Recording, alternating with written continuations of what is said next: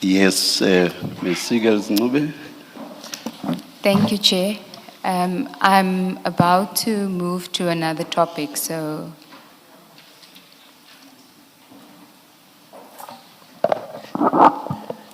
Maybe before you do so,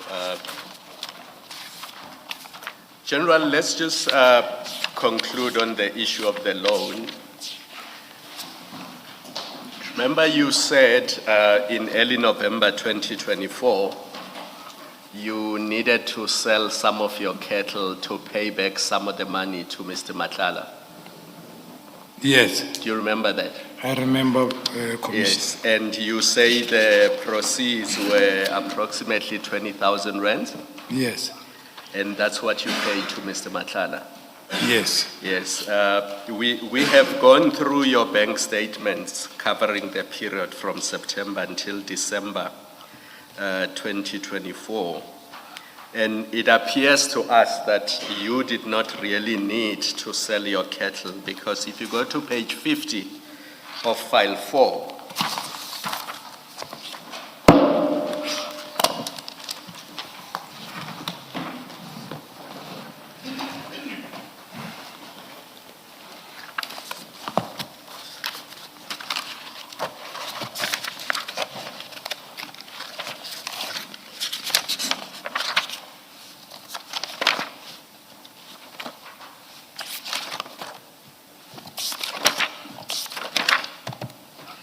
are you there, General? yes, And I know you know how accounts work. So you'll see that the second entry there, the first one is the balance brought forward. And then the second entry there shows that on the 4th of November 2024, there's a purchase at Gucci Senton for 19,500 rands. Do you see that? yes, And then it reflects, obviously, in your statement on the 6th of November 2024. Do you see that? yes, Yes. And it suggests to us, at least, that you were not in desperate need of cash, and you did not need to sell cattle to pay Mr. Madlanga, because you had enough funds in your bank accounts to even make these luxury purchases. Do you want to comment?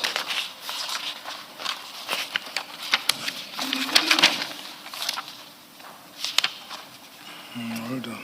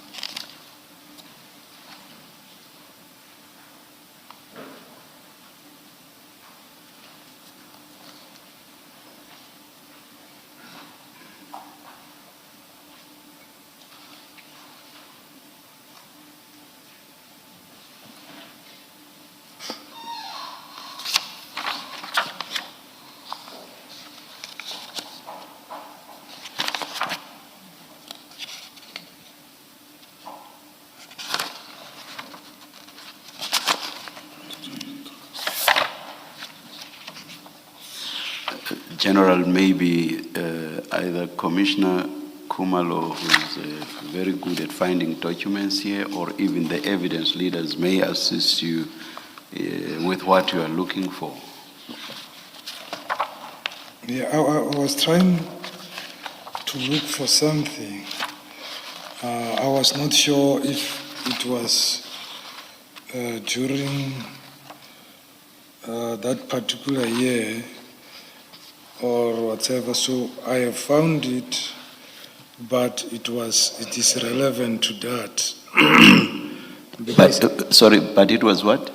I found it. I have established that it is relevant to that. On page 24 of the same bundle, there was a time where I was in town,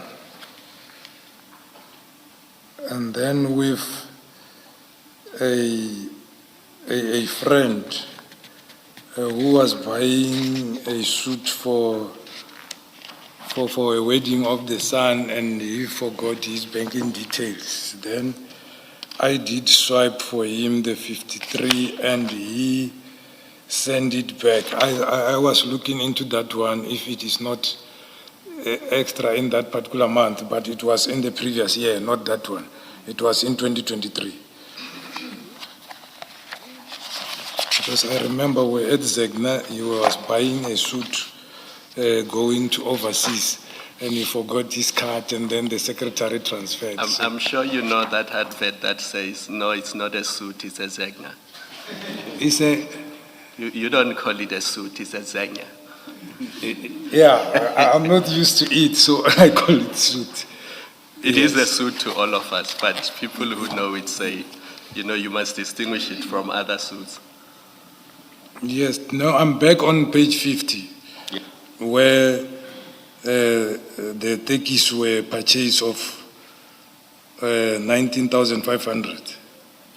In general, just so you understand the simple point, you had enough money in your bank account to make these luxury purchases, such that even after the purchase of sneakers at Gucci Sentin, you were still left with 55,000, even after that purchase, which just shows that there was no need for a loan. There was certainly no need to sell your cattle to repay the loan to Mr. Matala. That is really the simple proposition that is being put to you. Even if you go to the previous month, you will see that you making purchases at Louis Vuitton in Sentin again, nowhere near the 20,000. It's obviously much less on page 48. It's the sixth entry on that page. The fifth one, I'm sorry. So, The 5th of? if you go to it's the same month. The statements go back and not forward. If you go to page 48,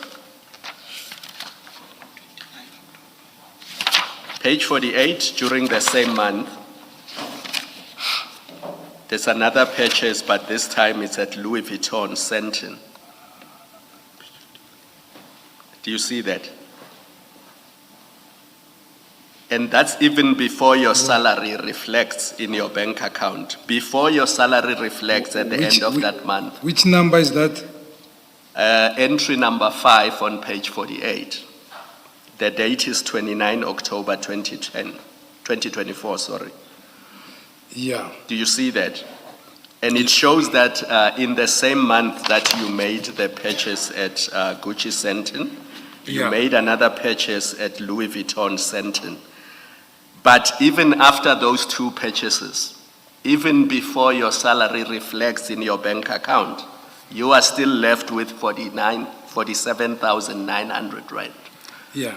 Which just shows that, there was no need to sell cattle, there was no need to, and sorry, I said it's the same month, it's the prior month, I think it's 6 days earlier. May I respond? Yes. Yeah, you see the Louis Vuitton, they're 3,300. I was buying sandal, and there's no sandal worth that amount in Louis Vuitton. No, I'm telling you, the sandal were 17,000. On the 23rd of October, it was my birthday party. I thought the evidence leader is going to talk about it because it was there on the chat where I put the present the friends bought to me. There was a Louis Vuitton bag and a small bag. In that big bag was having that small bag, which was a wallet. So I took the wallet to exchange it for the sandals, and I paid the difference of the 3,300. The 3,300. So that is what happened. So it is not to say really I wanted to buy the sandal. It was like they bought me something expensive which was not worth value for me. I took it back and took something which I could wear. And even though it was a present for my birthday party, I think there were 3 presents from different friends. So I even forwarded that to Nkosi to say, hey, they bought me present, it's only you who didn't buy me present. I saw it there, I thought they were going to ask me about it because they saw Gucci and whatsoever. But General, I don't want this discussion to be about the specific purchases that were made. The Yes. simple proposition we are putting to you is that your bank statements show that you did not need a loan, and you certainly did not need to sell any of your cattle to pay Mr. Madlanga, because at the end of October, you make this purchase before your salary reflects in your bank account. You still have a balance of 47,000. That excludes the overdraft facility of 44,000. So you have at least 90,000 available to you at the end of that month. If you go to the November month, you have in excess of 90,000 rands available to you. In December, because of I don't want to mention your bonus publicly, but you have a lot of money. You certainly did not need the loan, and you did not need to sell any of your cattle to pay Mr. Madlanga back. But I think there would be no issue at all. The more than 100,000 rand that you were paid in December being mentioned, because you mentioned that amount yourself. Yes, of the 130 which I get in December, yes.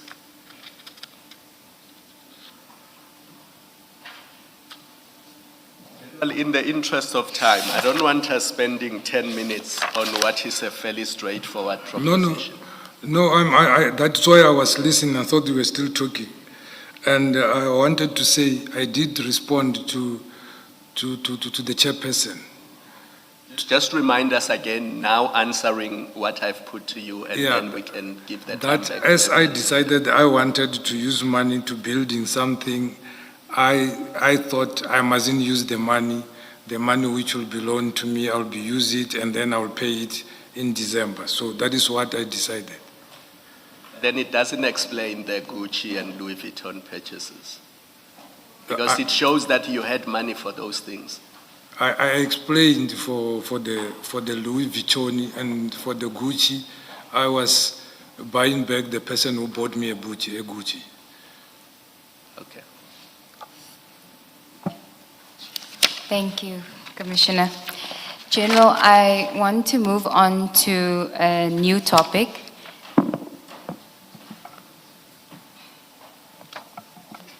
Can I just ask, Ms. Sigal-Sngube, we've got in front of us a document. Do we pack it away, or will you come back to it? Yes, Commissioner, we'll deal with it after lunch once the General has had an opportunity to consider it with his team. Okay, thank you. Thank you. General, just before I deal with the new topic, I know you said earlier on, and probably out of frustration, that we are trying to push a narrative. I can assure you that we are not.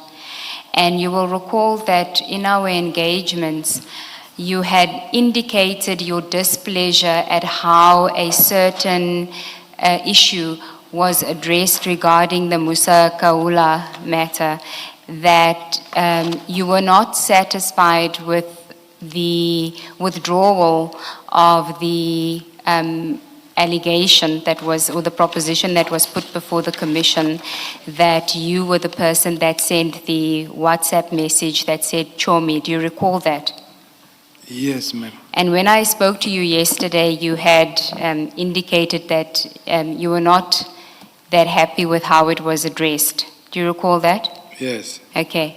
It wasn't our intention, General, to make light of the fact that that was actually a withdrawal. So I do want to place it on the record, Chair, that during the evidence of Sergeant Nkosi, and you will recall that when you met with Mr. Chaskelson before you gave your evidence, he did indicate that he would rectify this publicly.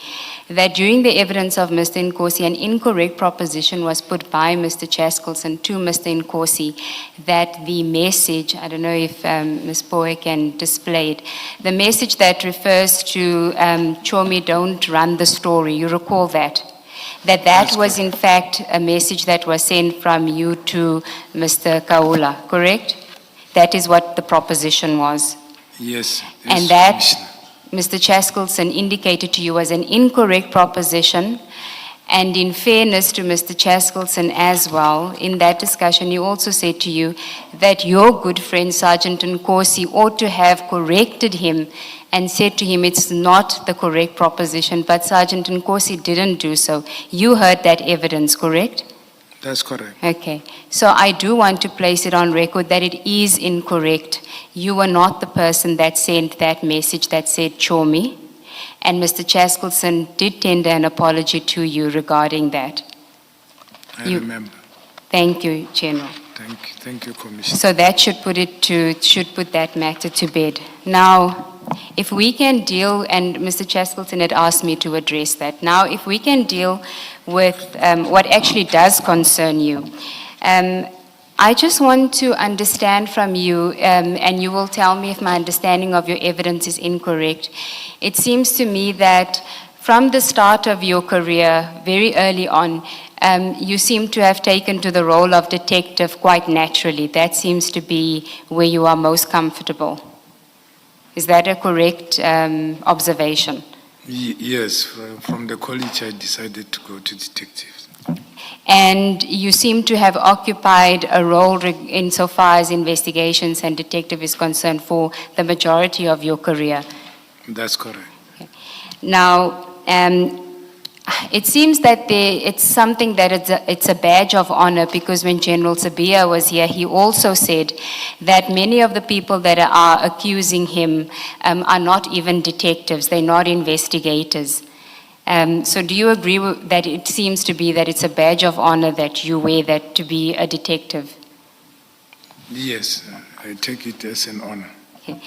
I'm hoping that throughout our engagement today, I will actually understand why it is a badge of honor, and because it seems to me that it is something that the both of you identify with. Now, if I understood your evidence correctly, you were the acting component head from 18 December 2023 That is correct. for organized crime. That is correct. And that role came about because, if I understood, General Sabia and General Sentimule had approached you to take over, to find out if you were interested in that role, because they didn't have a head in organized crime because General Sabia had been promoted to DNC. That is correct. And then sometime in May, 1 May 2024, you then occupied it as a permanent position. That is correct. Okay. Now, that role is a national role. That is correct.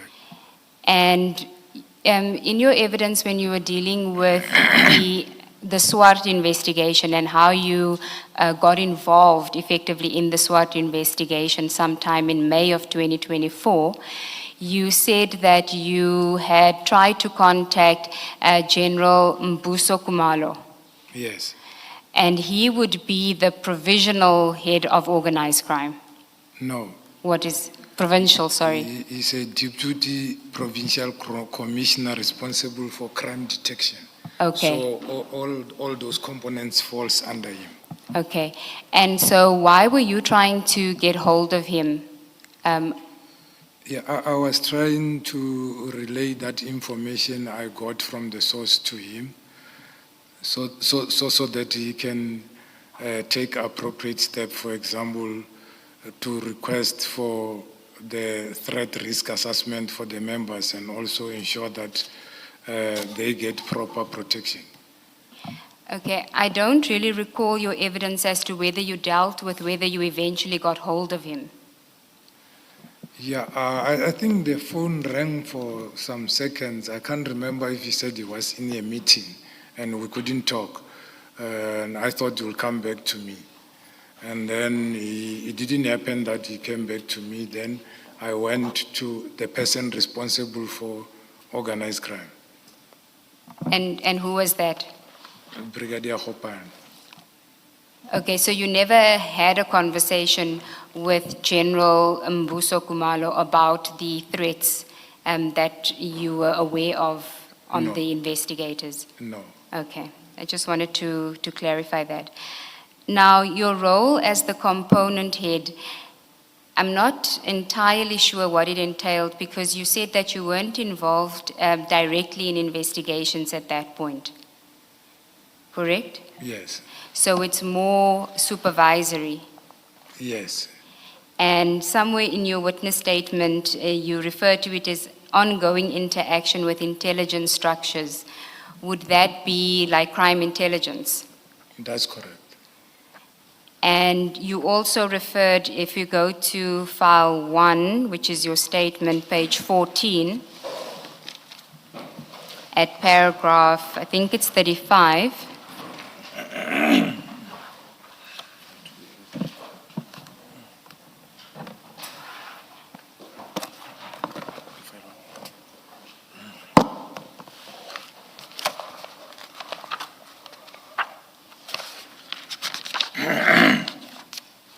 I'm there.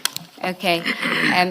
There you say my involvement in matters referenced paragraph 35 before the commission must be understood within the context of long-standing operational policing responsibilities, lawful engagement with investigative source, and then command oversight of complex investigations.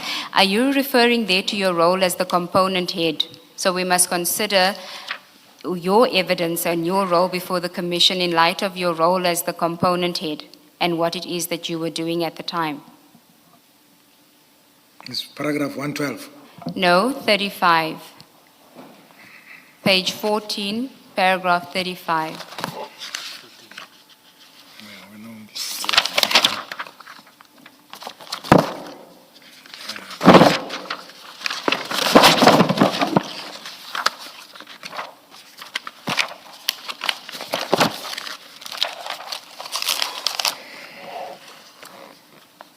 I'm there, ma'am. Yes, so paragraph 35 is where, in the previous paragraphs, you were dealing with your role as a component head, etc. And then you say, when we are looking at your involvement in the matters referenced before the commission, it must be understood with the context. So are you referring to the context of your role as the component head at the time? That's correct. Okay.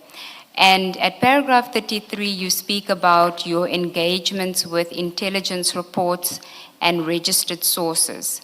Yes. I just want to understand what you meant by intelligence reports. Is that internal or is it something that comes from outside to you? No, from the Division Detective Service, we don't have intelligence. The intelligence is a division on itself.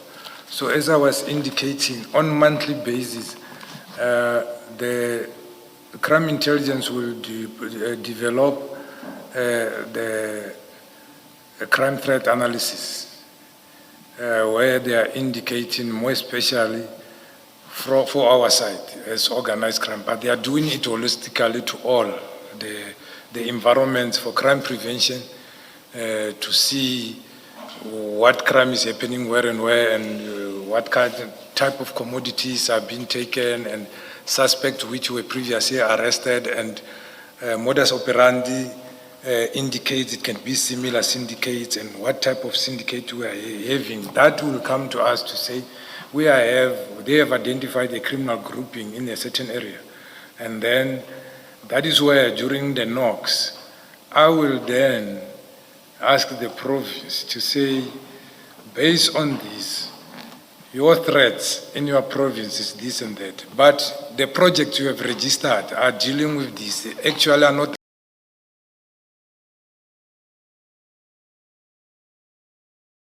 addressing your threat at your responsible provinces. And then, okay, this one and this one is identified. That is where you were needed to do the profiling to check if ever these people are not wanted and what is the status of their cases. Those which were withdrawn, does they have a potential of being resuscitated and what is outstanding? Sometimes you will find out some case because of delay in receiving forensic reports, they just close it instead that they were not supposed to close it, because when they receive it, it must still continue. But you find out they are closed and withdrawn as such. Then the intelligence reports, which I'm talking about, it in that regard, on on quarterly basis, we are having the knocks with all the provinces, and crime intelligence will present to us those intelligence relating to, unless it is imminent, it's somebody whom we need to address because there is new cases which have happened and they have identified through sources and intelligence that these people, there is tangible evidence which we can now, or empirical evidence which we can now say there is a prima facie case for us to go and arrest them. Okay, I think I understand that. So on the 16th of May 2024, when you have the meeting with the, I'm going to refer to them as the SWAT investigators, the SWAT murder investigators, that meeting was, you had called that meeting, but there was also another meeting that you were already going to have with, was it Colonel Mukwena, on the Murray murders? That one I was supposed to have with Brigadier, and the Brigadier was absent from office. And Colonel Mukwena is one who works under, I can say, second in charge for that matter. Then he phoned on the 14th to say, I won't be available. The members are going to come alone to brief you. I think there was Mr. Kyle Cohen from News 24 who was representing the family and a lawyer. On monthly basis, they will come, we give them progress report, and I check if they have done any progress or what we advised previously to say this and that need to happen, it has been done. So they were supposed to be there 11 o'clock. And then Colonel Mukwena happened to be having engagement at Kempton Park Court with the senior public prosecutor, so he couldn't come. The 3 warrant officers and the sergeant came, and Mr. Cohen also came, and then we had the meeting. It ended around past 12 to 1, I think. Yeah. Okay, so these are routine meetings that you have as the component head where you, in the Murray murders instance, you did it because there was a complaint by the family that there wasn't progress or something to that effect? Yes, the complaint was sent to the office of the Deputy National Commissioner. Then the Deputy National Commissioner reined me in with the team and the brigadier and the family representative and whatever, because there was a feud also between some of the family and the investigators. Then we sat down, I was briefed about the case, I gave directives, and we agreed that we give them chance to investigate for 3 weeks, and after every 3 weeks we will meet in my office to give feedback. Okay, when you say Deputy National Commissioner, you're referring to General Sabia? That is correct. Because there is more than one Deputy National Commissioner. Yeah, Deputy National Commissioner Crime Detection. Okay, thank you. So that was the Murray murder investigations. That's correct. The SWAT murder investigations, the need for that meeting arose because of information you had received from a source. Yes, Okay. Prior to that, you were not involved in the investigation. No, I was not involved and I was not informed either. I didn't know about it. Okay. And at the time that you get the information from the source, I understand you then spoke, you wanted to try and get hold of General Mbuso Kumalo to tell him, and then you also called Brigadier Hopani. Did you tell her about the intelligence that you had received from the source? Yeah, we discussed a little to say I've got information about a threat against him. Your investigators investigating a case of murder whereby a white person was killed. I didn't know, I didn't have the details. And 3 suspects were arrested. One of the suspects is a police officer. I didn't have the details either of that. And you didn't inform me. She indicated, no, I thought I put it on the WhatsApp because we're having a WhatsApp group where they are reporting so that we can know. The reason for that is so that when there is a media inquiry from head office, from the minister or whatever, then the DIFCOM will ask me as the component head to say, they said, your team is investigating this, what is happening, so that we may be able to account in that particular time. So hence I was asking. So when I told her about the threat and that there is intended bribery, she told me that no, about this case, there was a drama in court, and I had to send my TRT, the TRT and my tracking team to go and assist in transporting the members. But we ended there to say, no, I must speak to Colonel Mukwena because those members resort under him, and he will know better about it, and she was, by the way, not available. Yes, I recall that. And then you then called Colonel Mokwena and you met somewhere to discuss the matter. I think you said at 7 o'clock. Was it that same evening that you received the information from the source? That is correct. And what day would that have been? The 14th? The 14th. Okay. So the 14th of May was when the source gave you the information? Yes. Okay. And you then met with Colonel Mokwena? Yeah, I phoned Colonel Mokwena and he indicated he was somewhere in Pretoria attending court and he's en route back home to Westland.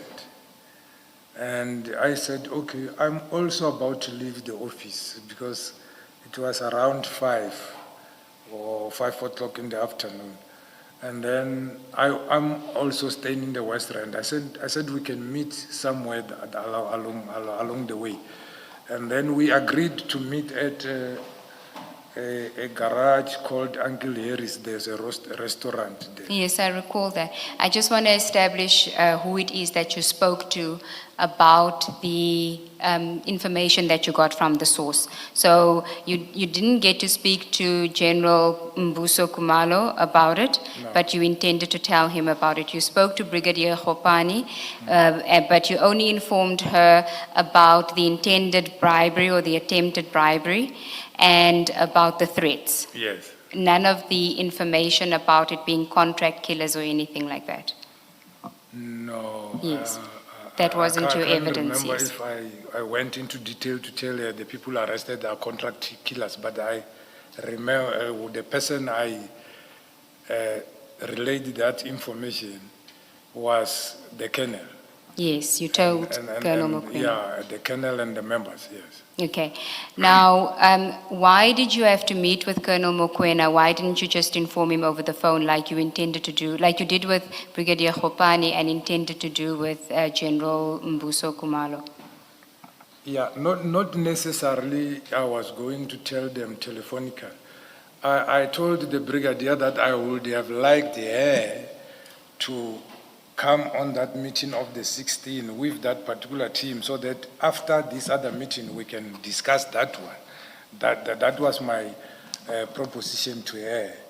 So not necessarily I wanted to tell her on the phone or to tell General Kumalo. For General Kumalo, it was about to notify him and probably have a meeting with his people and the people of CI. Because my experience in this thing is when you want a threat risk assessment to be done, more especially it was concerning the province. The province has got a provincial head of crime intelligence, who is a general, and they've got legs where there's brigadiers who maybe is in charge of counter. What you do, you write an application. Sometimes the application must be signed by the GPC or approved by the PC. It goes to the general. And then in the meantime, if it's urgent, already the general or crime intelligence would have sent the operatives to go and do the risk assessment on itself. Because sometimes the security needed is imminent. And that is what I emphasize, that even before that can happen, the better you put some sort of security around them, not working alone or going to fetch these people alone and so forth. Because remember, what I got was information which needed to be confirmed. Yes, we'll get to that. And so when you speak to Colonel Mokoena, he then tells you, yes, there was an incident that happened at court. Or is that Brigadier Khopane? It was Brigadier Khopane. And you were already told at that point that the detectives have been given some form of security in light of that. To take the people from court to the correctional center. Yes, but you were suggesting that there must be something more now in light of the information that you had received. Yes, I think it deserves to have a threat risk assessment whereby the whole information will be investigated to verify if it is true, and those other allegations of people who need to be investigated and inquiry will be opened based on the threat assessment, and then other investigated, allocated. That was my take, because I said it's not objective that you, person involved, the threat is against you by these people, you investigate that particular person. Sometimes you meet with them, then you don't know how will you behave and what will happen. And again, certain evidence you gather, it will be questioned to say, actually, you wanted to make them to see it to be like that, because I know I was involved in many of these. Okay, thanks, General.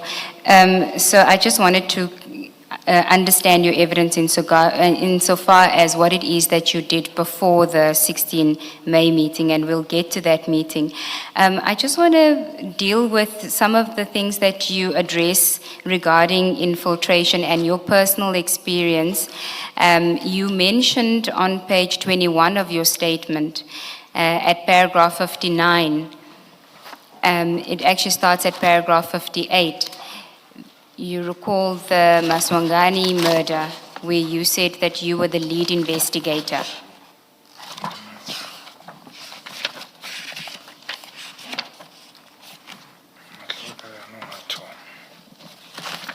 I'm there at page 29. Page 21. 21.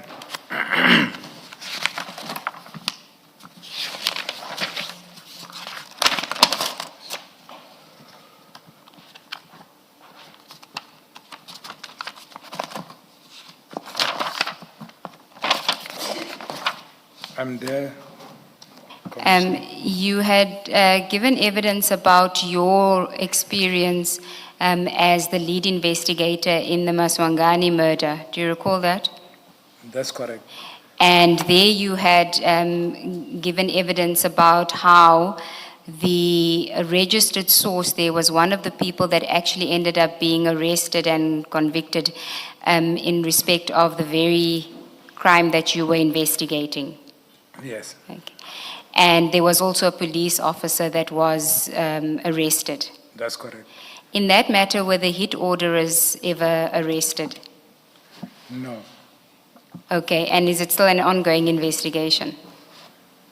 Yes, you know where it is told is the people who were linked to be maybe the orchestrators or the handlers. They were now somewhere in Nigeria, and through our police attaché we tried. And in that particular time, we could manage to get the address through BlackBerry in Dubai, because his phone which he was using was a BlackBerry, and you can't delete the BlackBerry profile. So I didn't remove his number from my number. I could see now he's got this new profile saying Queen of Africa, and then we followed up and we found out there is a number using it. But unfortunately, it was our own MTN, recurring people with one address, and and it's mostly rural. We couldn't get anywhere. So the short answer is no. Yeah, no, Okay. we finished the case at the High Court by sentencing those 4 out of 6. We sentenced 4. One became 105. The other 3 were sentenced for life, and the other 2 matter were withdrawn against them. Okay. In that matter, you talk about how you had to go into a safe house due to the threats that had been that you had received. That's correct. After threat analysis, and then they give the level of threat, and the only thing we saw fit, which will preserve us and preserve our information and everything, is a safe house. Because Yes. when you will be staying there together, including your crime intelligence, including your combat people who will be guarding you, going out with you and doing investigation, because you will still continue doing investigation, and it minimizes people compromising information, because the counter will be following you, because when I want to see who's following you, I must follow you. And crime intelligence we're using was from outside Gauteng, was from Free State, because of that reason. Okay. Yeah, so we have to take that one so that we can be protected, and we know we are one thing, we belong to. And the reporting lines, it became shorter because it becomes a project. Only a project manager on need-to-know basis can go and report, because after reporting to senior manager, you found the defense knows about what you discussed behind closed doors at the court. Yes, you did give evidence about that. And in that matter, were you ever offered a bribe by anyone that was involved in the murder? Offered a bribe. Yes. Actually, there was attempt through other people, and they couldn't reach us because we were so close, and there were people hired to come and eliminate us. And because we formed another team to counter the threat, and those people were arrested, and only to find there were police officers also, those people, but matter was, due to insufficient evidence, was end up being withdrawn. General, I was just asking whether you had been offered a bribe in that matter, whether you had been subjected to an attempt to bribe you, because of course we're talking about you using this as an example to show infiltration and how officers can be compromised. I'm just trying to establish, you speak about the safe house, you speak about the threats. So I'm not suggesting that you were, I'm just asking, were you, as the lead investigator, was there an attempt to bribe you? No, I was not offered personally, but there is a case which I cited of a prosecutor where a police officer is still under witness protection for the past 4 years, where he was offered a bribe of 100,000, and the prosecutor and those other police were arrested, or other people. Mine was not a serious one, was a robbery case where I was offered a bribe, and I ended up arresting that person. It was not this one. Okay, thank you, General. Now I want to also, just to place it on record, you also deal with an instance on page 23 of your statement at paragraph 67, where public procurement plays a role in financing the criminal syndicates that attempt or infiltrate, try to infiltrate the criminal justice system, correct? Yes. Okay. I want to explore with you ways in which, and I'm going to call the person, let's say, a compromised officer, police officer. The ways in which a compromised officer would go about trying to influence an investigating officer who's investigating a crime. So you could have a situation where the compromised officer could inquire from the IO about a case that has nothing to do with the compromised officer. He shows a particular interest in the matter that he's not involved in. Do you agree with me? Yes. And then you can have a situation where the officer, they may already have a relationship of trust, and he shows concern for their safety, for the IO safety, and says to them, you must watch out for yourself. Do you agree with me?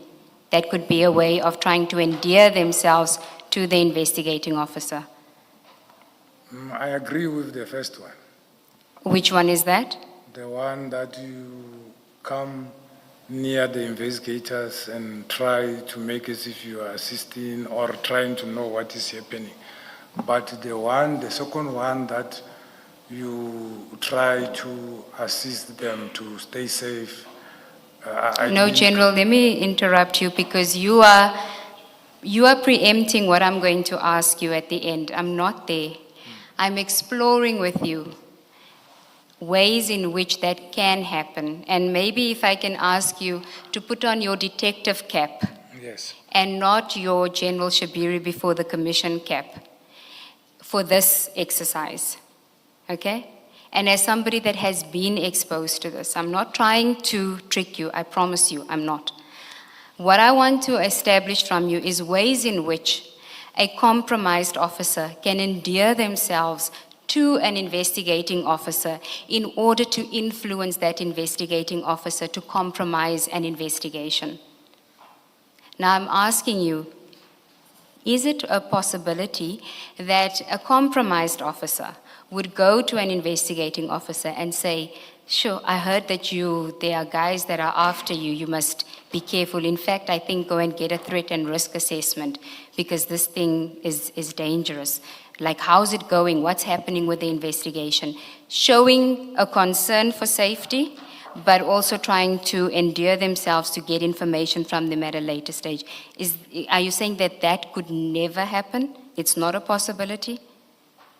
I never experienced such a thing. Where I've experienced is they will try to work with the person, either to lure him to meet with the perpetrators, to befriend them, in order for them to be captured or to be compromised. But that one, I never met it because I don't think it is an easy one. Unless the one I have seen is when they were going to be hit on the police, and this other one will be with them. But automatically it was already cultivated there. And when the hit happens, he will be the only one who is not harmed and the others been harmed. But the scenario you are giving, I never experienced it, and I'm not saying it is not possible, but I never experienced that, and it is rare. Okay. Could you have a situation where the compromised officer tests whether the investigating officer is susceptible to a bribe by saying, I heard that there is a bribe out there if you are willing to not oppose bail or if you are willing to hide evidence? You've heard of a situation like that? That happens if they know each other. That might happen if they know each other. But when they don't know each other, I don't see it being easy to happen, because how do you start from a person you don't know? Yes, well, wouldn't a bribe, you would have it in two situations, potentially even more. There is the overt way of doing it. If you know the person, you trust the person, you know the person to already be somebody that is susceptible, so you'll say to them, listen, so-and-so told me that there's 10,000 Rand available for you if you just lose the docket. Yeah. That is direct. Yeah, it's direct, it's not overt. Overt meaning you must go to a person and then gain trust first. Yes. And thereafter you can propose. to say, hey, these guys, I met these guys, you remember that case, and then these guys, they are indicating this and that. And then that might happen. Yes, and then you can have where it's indirect, like isn't that covert, a covert operation, where you endear yourself with the person, show interest in their safety, show interest in what's happening with them, and then at some point say, there's an informer that told me that there's a bribe available. I never experienced that one because I don't know how will it carry out, because obviously if you involve yourself in that manner, meaning you'll be prepared to go all the way to assist and then work with them daily or whatever and provide more information relating to the matter. So that happened prior to any other crime happens. In most instances, the people who will be sent will be the people who will be easy for that person to interact with in terms of they won't be exposed easy and their motive cannot be seen easier. For example, if a prosecutor approaches and said, hey, in this case there is this and that and that and that, I think there's no enough evidence or whatsoever, we can do this and that, and these guys are offering this. But also it's a risk because you don't know the type of a person you are dealing with. Because I believe majority of police officers are not corrupt out there, and they are doing their level best. And I don't see that being so easy. But it never happened. I'm not saying it didn't happen in another world where I don't know. Maybe it happened. General, just as a concept, isn't what Ms. Sigal Ncube describing what you would call cultivation or cultivating? Yeah. Because she put a scenario where somebody befriends and in time it develops into a conversation about corrupt conduct. I thought that's what you described as cultivating. Yeah, I tried to describe previously to say what is cultivation, taking it from our side when you cultivate an agent. So meaning you will send somebody to go and befriend these people, work with these people, they gain trust on you, and then for future use or for planned things which are still coming or for the exact thing which is happening, and then on the later stage, you can be in the able position to propose something to them. So the cultivation is about that, sending somebody in, and then that person works with the people, goes out with the people, gain trust from those people. Later on, when he proposes something, it won't be seen as something sinister or questionable. So that is how we do when we want to penetrate. We first do the cultivation to infiltrate, be within, go with them. We do that mostly when we use agents, so to say, because even in that case of Maswanga, the people who were supposed to eliminate us, some were sent to work with us. Well, sorry, I mean, it's not my conversation. It's just that with this new explanation, then you make me question my understanding of your evidence yesterday. When you first testified, and it was under the heading, the nature, extent, and consequence of infiltration and influence, in your statement, and at paragraph 70, you were listing the different ways in which syndicates, infiltration, in fact, you were describing how infiltration of the police happens, and then at 79, you then list the different ways that crime syndicates influence law enforcement, and one of them was recruitment or cultivation. And then I asked you, what is cultivation? And you said befriending police to corrupt them. So I was just I was saying, I understand Ms. Sigals Ngube to be putting that kind of scenario to you, that someone can make an approach that looks completely innocent to the police, including a colleague, and in time elevate that discussion that started off innocently to even a statement like, oh, I understand there are bribes that are available, without saying I'm offering you a bribe or somebody's offering you a bribe, but just saying, oh, I understand, just to suss them out, to sound them out, whether they would be amenable to particular conduct. Yeah, the simplest one I can say in cultivation, in Uarchambo Airport and Kempton Park, we had a similar thing whereby the Nigerian will propose to the new constables and then and cultivate them to those people who are investigating the narcotics so that they have information firsthand of what is happening inside and so forth.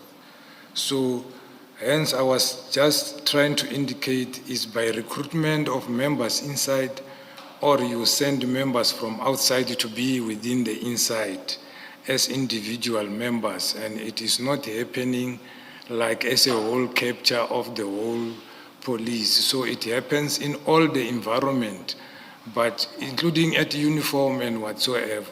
So that is what I was trying to explain. Thank you. Thank you, General. Can we go then to see what happened on the 16th of May 2024 during your meeting with the investigators?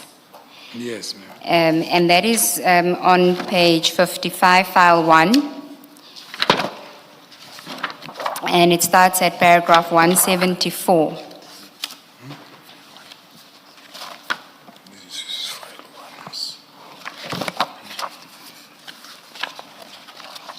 1. I'm 55. I'm there.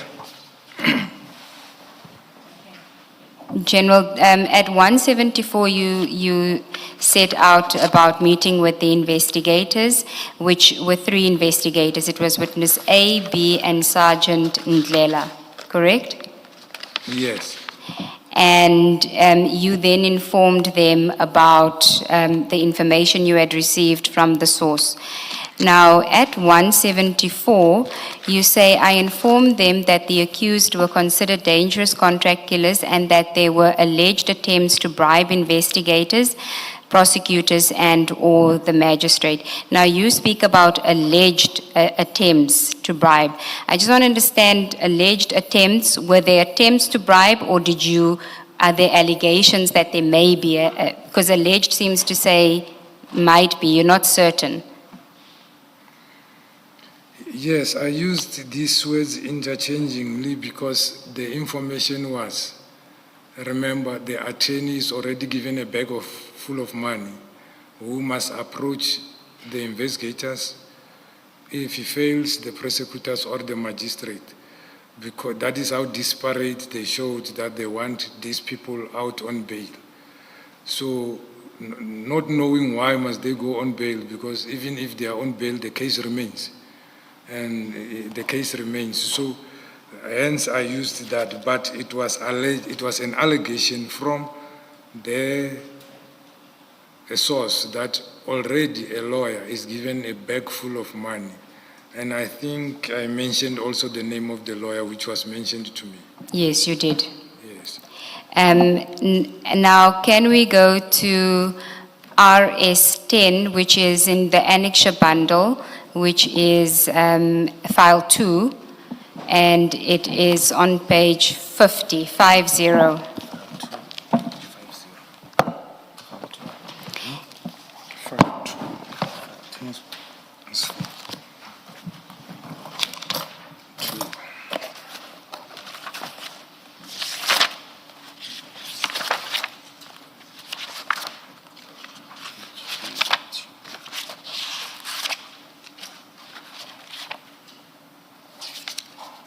Yes, ma'am. Do you have it? Yes, I have it. You'll recall that this is the statement of Sergeant Ndlela that you had provided as an annexure to your statement, Yes, which is the written statement that was, I think it's the 7th of July, 2025, right? That's Yeah. the one you were referring to. In paragraph 4, he deals with the meeting, and he says, on our arrival at General's office, he informed us on how sensitive and dangerous is this case and how connected are the suspects. He further informed us that he got the information that the suspects are planning to bring a bag full of money for us so that they can be freed, failing which a hit is coming for us. I said. Do you confirm his recollection of what you said to them? He wrote it is in his own words, but it's not how I said it. Okay, you didn't mention a bag full of money. I did. Okay, so where's the difference? The difference is where it says the heat is coming for you. Okay, there wasn't, are you saying that you didn't tell them about a hit? No, I'm saying how it is phrased. It's different to how I said it. Okay, what do you recall how you said it? I said there will be a bribe brought to you, and consequently, when you don't take the bribe, there will be a threat to you because these people are hitmen. And even if you take the money, still there will be still a threat against you because the case won't be gone away. Unless, as we know, if they are given bail, they are going to be taken out to the same people. So hence I said the solution is you enjoy this, then we have a threat analysis. If possible, you work from the safe house under protection. That is how you can win this thing. And the team, they said there were 3, there were 5, 2 are gone. I said you are less. You need to get more, those who can deal with the threat because you can't investigate the threat. Investigate the murder because according to the informant, this murder will come with more cases, it will link with other cases. And you may not receive further cases. You concentrate on this because it's going to be a major investigation. So that is what I said. So the only thing, but it means the same thing that they will be hit, the threat is coming, but it's how it is phrased. Okay. Yes. And then if we can go to file 1, divider 3, which is your short supplementary statement. There's an annexure that you provided there, which is RS 12. Are you file 1, yeah? General file 1. I think you could be in file 2. File 1 is your statement file.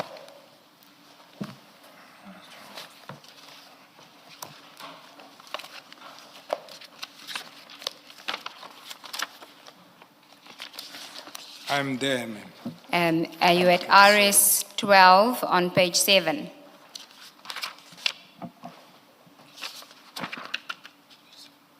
Yes, I'm there. This is also a statement that you provided the commission, which is an unsigned document that you said Sergeant Ndlela gave to you, and he said that this was a pre-prepared statement that was given to him, and that this statement had to be consistent with witness A's statement, the people that gave it to him.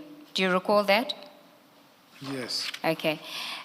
He also, in this statement, I'm just dealing with it because this is what you had provided to the commission. At paragraph 3, he speaks about the meeting as well. On the following day, Thursday, 16 May 2024, We then proceeded to the SAP's head office, to the office of General Shibiri, where upon arrival, General Shibiri asked us if we were aware of the sensitiveness of the case that we are investigating.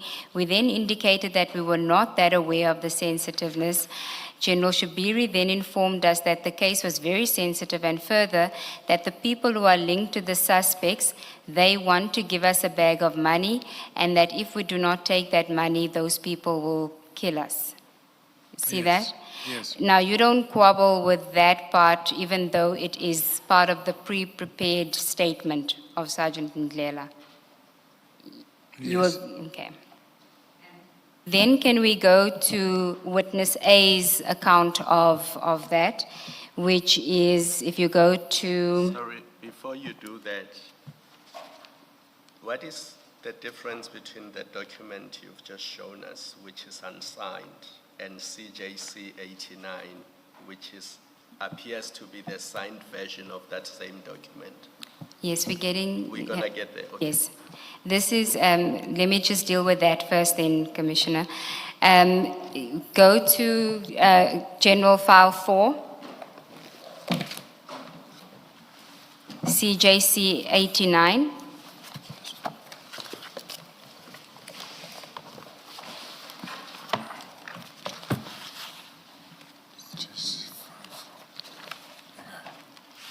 me check them. It starts on page 1. Oh, it's on page 1. It's 86. File 3. File 4. File 4.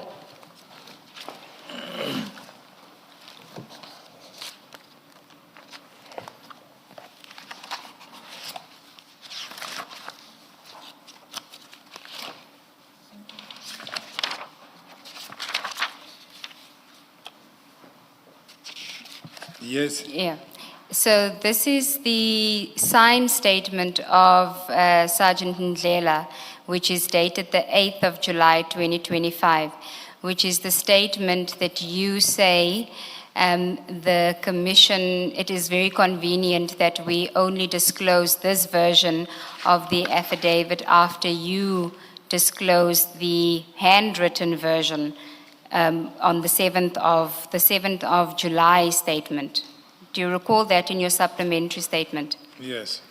And I think you take issue with this because the suggestion is that it was pre-prepared for Sergeant Ndlela by members that you say are not friendly with you.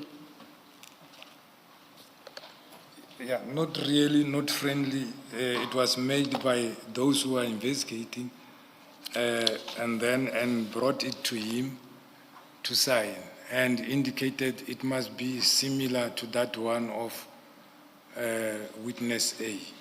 Okay.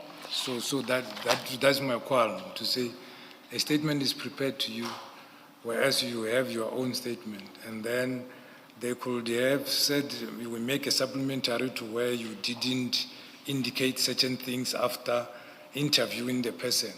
Not me as an investigator coming with a document and say, this is a statement, sign it, it must be similar of that of a certain member who you worked with. So I feel it is influencing the outcome of the statement or of the investigation. But insofar as the contents, insofar as it relates to you speaking to them about a bag full of money, you don't take issue with what he says about how that conversation, that part of the conversation occurred. In paragraph 3, where he says, General Shibiri then informed us that the case was very sensitive, and further that the people who are linked to the suspects, they want to give us a bag of money, and that if we don't take that money, these people will kill us. I've already answered on that to say the phrasing is not what I said. Yes, but you don't take issue with how he records what how happened. He wrote it, no, Yes. I don't have issue. Okay. Now, you take issue with the statement for other reasons, and we'll get to that Yes, later. yes. Can we then go to witness A's statement where he deals with this? Where is it? And that will be file 3.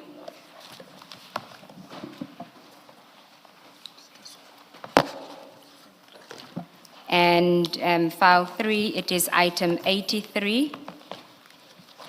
And I want to deal with page 347. 247, my apologies.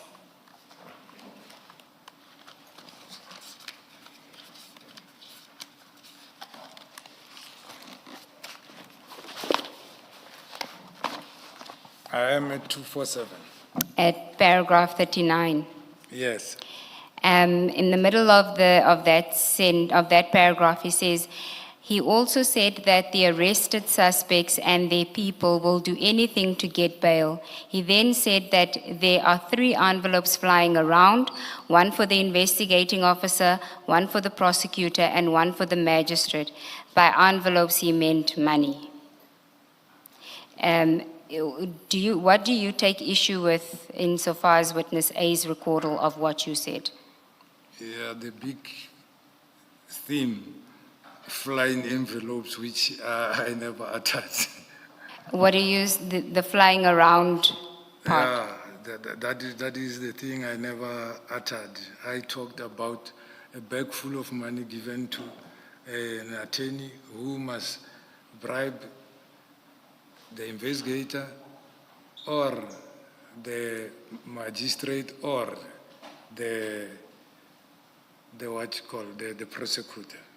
Okay, but it really boils down to the same thing. You discussed with them the existence or possible existence of a bribe.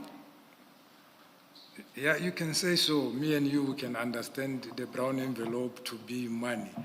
But people, as the sentiment here was about people listening there, it's like I was having envelopes flying around, or I have to do something with those envelopes and so forth. So that is what it was said, that the envelopes are flying around. And when they were asked, what does that mean? They thought it was inducement for me to say, no, bring the envelopes or they will take the envelopes. Okay, I just want to place on record witness B's version. We don't have to go there, but hers is item 84 of that same bundle, page 288, paragraph 35, and she also refers to it as page 288 of that same bundle. 88. Paragraph 35. Oh, yes. And then if you look at, she says, he explained that the case was sensitive and further that there were 3 envelopes that were available. And he hinted that the implication for refusal would be dangerous for us. See that? Yes. Okay. Now, in your statement and in your evidence, you said that you expressly cautioned them not to accept the bribe. Exactly. Okay? Now, none of them say that. None of them say that you cautioned them not to take the bribe. Even Sergeant Ndlela, who you hang your hat on, he doesn't say that either. So there it's 3 against 1. Insofar as whether you actually expressly cautioned them not to take the bribe. Yes. Are you sure that you cautioned them not to take the bribe? Expressly. Very much sure. Very much sure in the sense that I even indicated, even if you were to take the bribe, if the source knows, other people knows, and it won't take the threat away because the case will still be remaining there. Because also, before we discussed this, we discussed the docket, and I could see there is a prima facie case. The only thing I have noticed that it was not shown to have been done was 2 things. Was the touch DNA fingerprints on the exhibits which were found, the vehicle itself, the firearms itself and the cartridges, which I advise it must be done. Then I asked, is the firearms and everything taken? They indicated yes, it's already delivered. So they had something to go on for bail application to oppose. That is the first thing. And then the reason I wanted them to be there in my office was to explain to them face to face and relay to them my experience, encourage them that it is doable, and I know it is painful to leave your family and go and stay somewhere. General, we'll get to that aspect. I just want to deal with the bribery aspect for now. You say that you expressly cautioned them, which means that you actually said to them, don't take the bribe. Yes. Okay. Now it seems none of them, like I said to you, none of them say that you said that.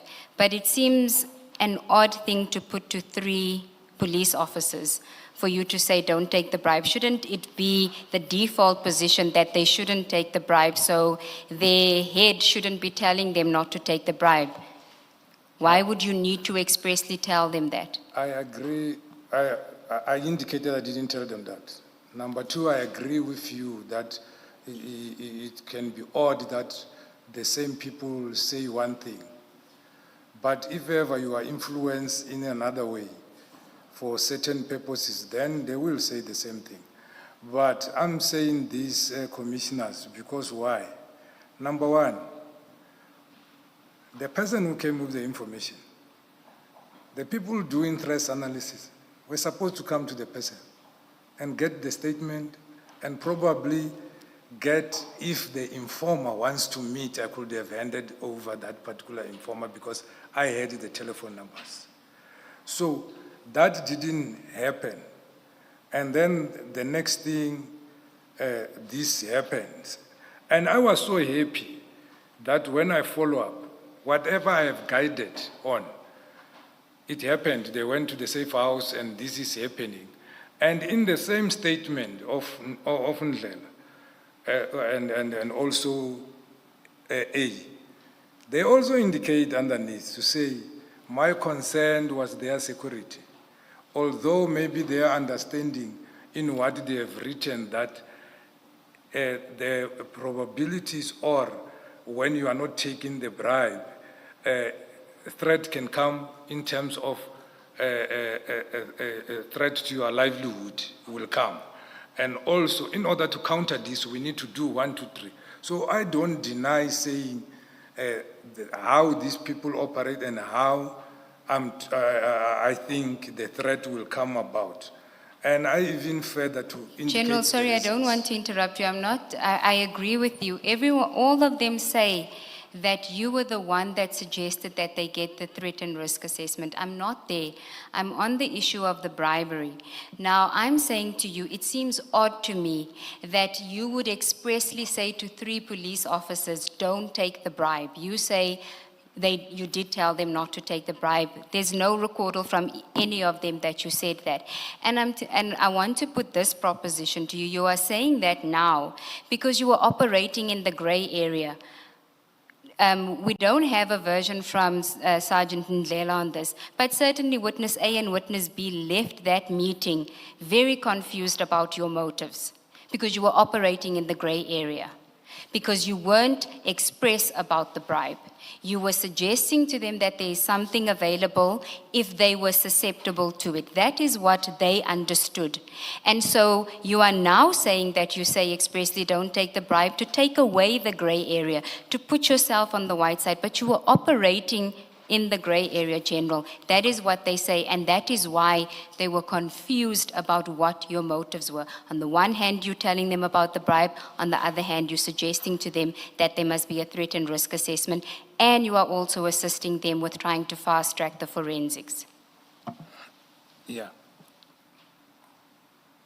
I don't know where they are indicating that they insinuate that I wanted them to take the bribe, except where they are indicating that if they don't take the bribe, these people are going to kill them. Let me take you to it, but finish what you want to say. Yeah, and again, on top of that, So, on top of that, if they are insinuating, they came there, they left there confused. I explained what should happen and what is going to happen. I explained to say, already I told Colonel Mukwen to request for the threat analysis. And then inquiry will be opened to do the investigation on the threat. And then they will get protection. So that is what I explained to them there. So I don't know where was the frustration and how should I have explained this. And on top of that, I followed up to find out if the threat risk is being done with the brigadier, and who told me, as we speak, General, I'm with Brigadier Ntuli, assisting me in drafting that. So I don't see how do they have frustration unless intentionally they want to be frustrated or somebody want them frustrated. You don't see how they could be confused by somebody saying to them, let's do a threat and risk assessment because these people are dangerous, and on the other hand saying to them, there's a bribe available. No, if you talk about bribe, as police officers from organized crime, they will be on the know. And I told them the person who is coming, and then who will be possibly coming, so that they know. And then from there, entrapment can be made to arrest such person. Inquiry will be opened in the meantime for awaiting for such time when that person comes. So if you alert person that the bribe will come and this is the person who will be bringing, and obviously when he comes, you will try to talk to them and they can indicate, let's meet somewhere, and then arrange with crime intelligence or their bosses, and then we do entrapment there. So it cannot be that I want them to take the money because I'm informing them of even the name of the person who supposedly will come, and then so that they know. You General, understand? I'm not saying that you told them to take the money. I'm saying it is a gray area for them as the investigators. That is what I'm saying to you. You are not expressly saying take the bribe. You are saying to them there is a bribe available. That is what I'm saying to you. No. Now you say you were looking at the possibility of entrapment. Wouldn't you have engaged one of them to say perhaps then in order to entrap this person, one of you should actually indicate a preference to take the bribe? No, I won't influence that because the procedure is what I'm telling you. I said alleged and attempt, and you asked me about that. And I explained about the inquiry to be opened. I spoken to their seniors also if I think they will say they don't know. They were brought to organized crime because they were nominated from where, because they know they can deal with that. And this thing of entrapment, we deals with it on a daily basis. And for me, I took it, they understood. For example, when I say inquiry will be opened, immediately when the crime intelligence is given that, because there must be a crime intelligence leading in following up the information and so forth. And the investigators which are indicated, they must be appointed to deal with the threat. They will be working with those. And when they are approached, they were supposed to have their own meeting. It's not the first time we've dealt with it like that. I dealt with it like that when I was in Gauteng. When a member of organized crime, whilst I was acting, not at organized crime, with the gang-related issues, happened to the member. So it's not a thing which they don't know, unless you were saying I'm talking to somebody from the police station. Okay. Now we'll go to how they felt about that meeting. But you, when you have that meeting with them, you don't tell them the information is from a source. Did you tell them it's from a source? Exactly. That is what I said. I got information from the source. And the source indicated that these people who are arrested are dangerous and are contract killers by profession. This is what they do.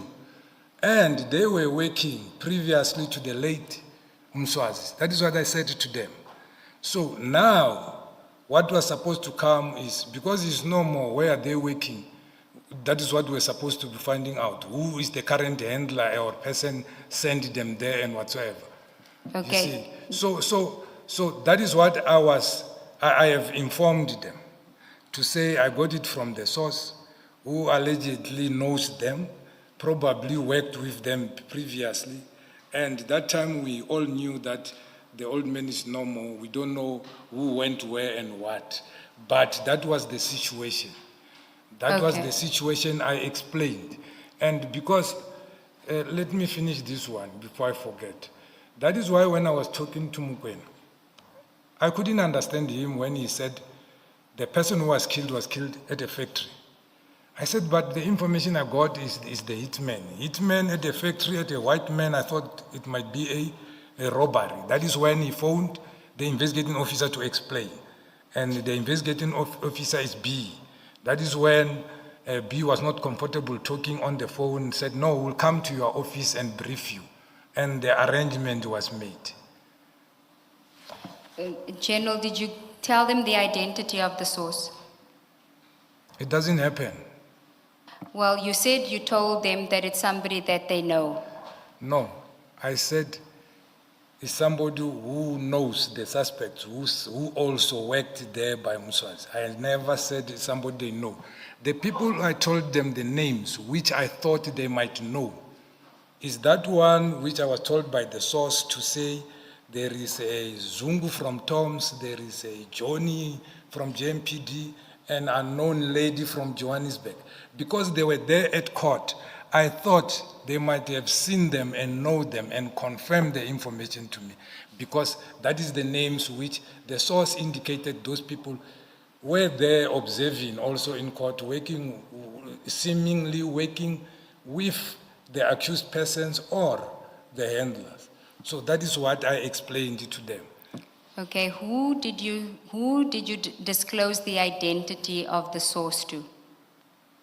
Nobody.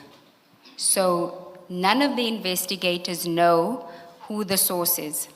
It doesn't happen. It's a protocol. It doesn't happen. I can't identify to them. I could have identified, as I said, to the crime intelligence person who was doing the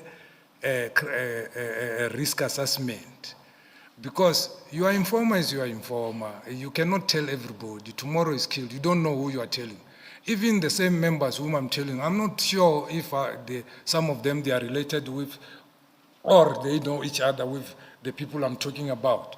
But I was giving them information so that they know where they are and to prepare better and whatsoever. I even said, you see, if they give you a protection from home to work, it's not a protection because your family will become vulnerable and they will be known and sometimes you will be off alone. So hence I also suggested the issue of the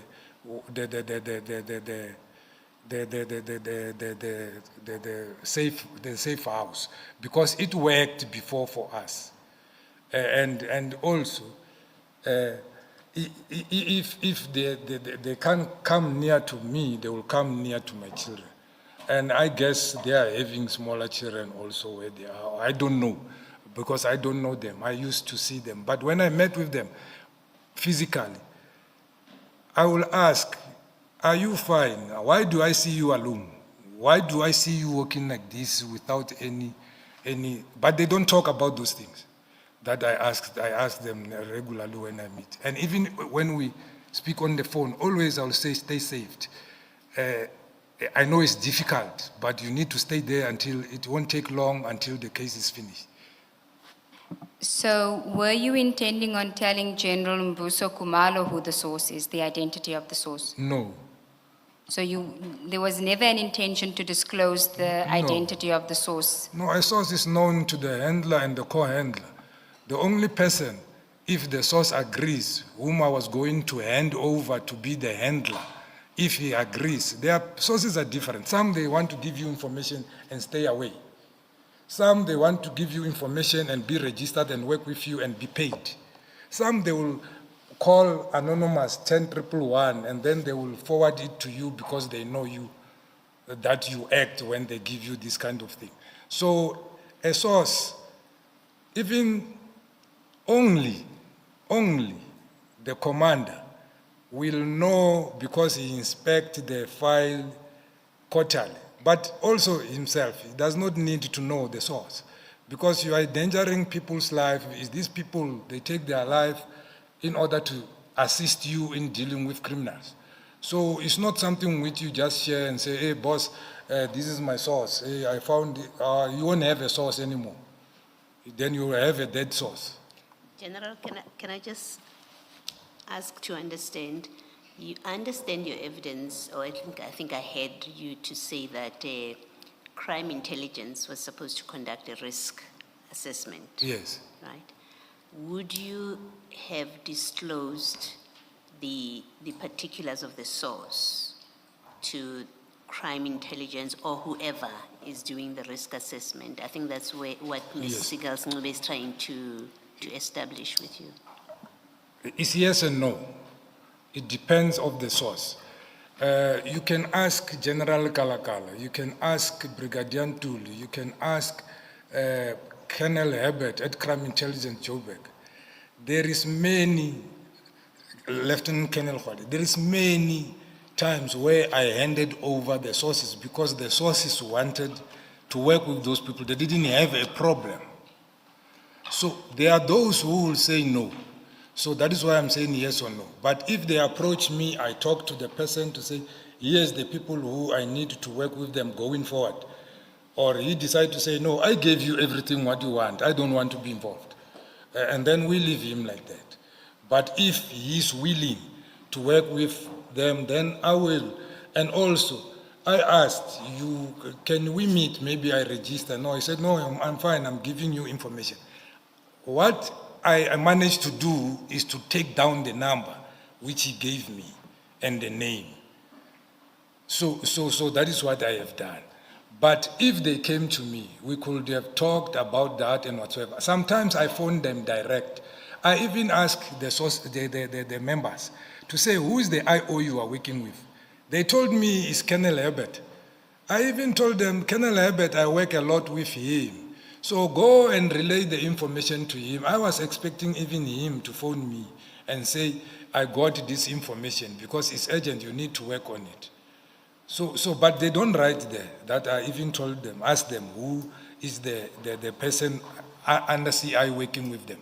But I was happy that I told the commander, and the commander is doing something in terms of applying for threat risk assessment, and they know. And they promise the protection is going to be given, and it was given previously. That is what was important for me. Thank you, General. At this point, let's adjourn and resume at 2 p.m.